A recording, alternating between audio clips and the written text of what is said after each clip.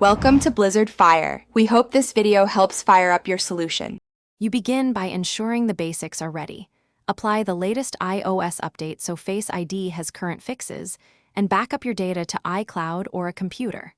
Once done, plug the phone in or confirm 20% battery to avoid interruptions. Now, go to Settings, open Face ID and passcode, and select Reset Face ID. This clears stored data so you can retrain the sensor correctly. Doing this first eliminates software glitches and prepares a clean slate for accurate facial mapping. You now retrain Face ID methodically. Hold the device 10 to 20 inches from your face and keep your eyes open. This lets the true depth camera capture reliable depth data. Start the first scan, then complete the second scan.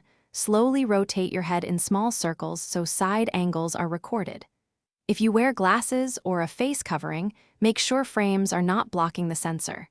And if needed, temporarily disable the attention requirement so small obstructions do not prevent enrollment. You finish by thoroughly testing Face ID. Try unlocking in bright, dim, and mixed lighting and at different angles.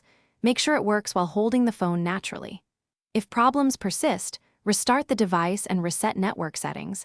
These steps clear lingering system conflicts that affect the camera. Make sure no case or screen protector obstructs the true depth sensor. If Face ID still reports unavailable, contact Apple support or visit an authorized service. Hardware faults in the module require professional repair. Thanks for watching. If you found this helpful, don't forget to like and subscribe.